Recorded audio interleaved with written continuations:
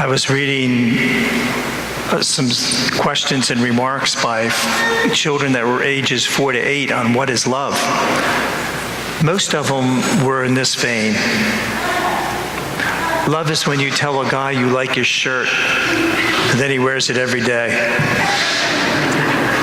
But, amidst all this, there was some that were amazing.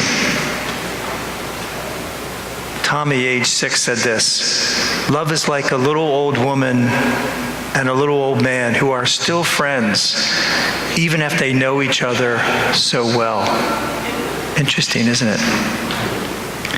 And another one, Jessica, age 8, said, you shouldn't really say I love you unless you mean it.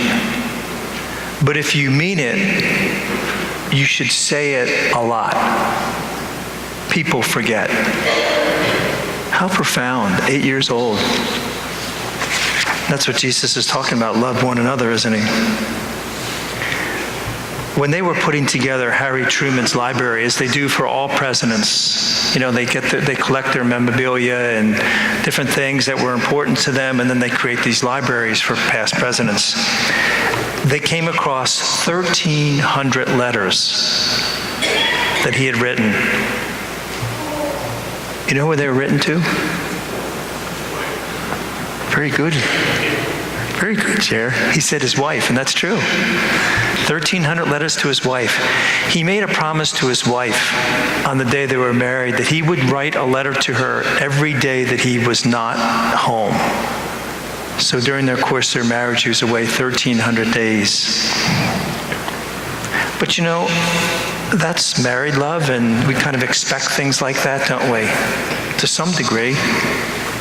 I mean, that's what married love is. It takes effort, but you create that. But Jesus is talking about something else. He's saying, I give you a new commandment.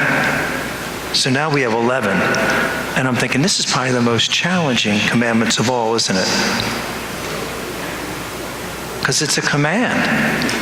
And that's how I was reflecting on this past week.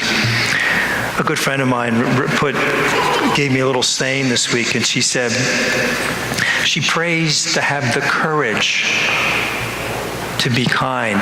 Interesting, isn't it? The courage to be kind, because it takes courage sometimes, doesn't it? In-laws, neighbors, colleagues at work or in different areas, here in church. Some people just drive us crazy, don't they? They really do. Every one of us fit into that category. And you know what? They're not bad people. It's just that their personality doesn't gel with mine. And then we conjure all sorts of stuff up in our mind. But this is what Jesus is talking about. Those are the people we need to love. And it's tough, isn't it? For all of us. For all of us. But what are the options? What are the options? There was a man, Bill Farrow. In the mid-70s, his aunt came to him. He never married. He lived in a farmhouse with some land, but didn't really farm. But he had it was a nice land, good set of land and things like that. But it was spacious and had a few extra bedrooms. And his aunt, who was working with the Peace Corps, was trying to get these families fit Vietnam to become adapted in the United States, and said to his uncle, Bill, you have a beautiful place here that will really fit these Vietnam refugees. Would you take a few in for a few months and then get them adapted to our country, then they'll move on? And initially he was going to say no, but then he thought, no, I want to do that. So his aunt was all excited about it. What she didn't know, and the reason why Bill volunteered to do this, was he had lost both his legs in a landmine trap in Vietnam, and he had a hatred for the Vietnamese people. And he was going to take it out on these Vietnamese refugees. And so he did. The first family was there. They had 4 children, and he was nasty to them the entire time. There was never a negative response from the family at all.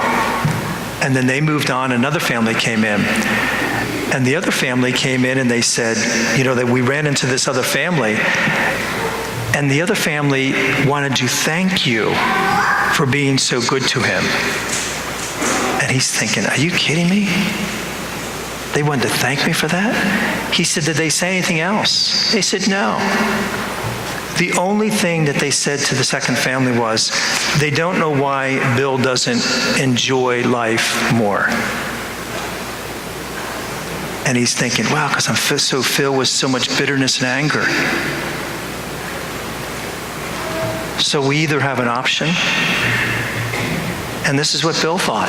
And they had a birthday shortly thereafterwards. And the Vietnamese people got this big party together for him, and it changed his life. He ended up doing mission trips and doing all sorts of things for the Vietnamese, and all that anger dissipated. But he said, isn't that sad that for years he just let this anger and bitterness grow within him? And that's the option. You either love when it's difficult, or you live with bitterness and anger. There is no other option, because we're going to run into these people all the time that drive us crazy. And that's why Jesus said, this is why it's a commandment, because it's healthier to do this, as difficult as it may be. And so today, my friends, it's good for all of us to reflect on this gospel, isn't it? I give you a new commandment: love one another. God bless you.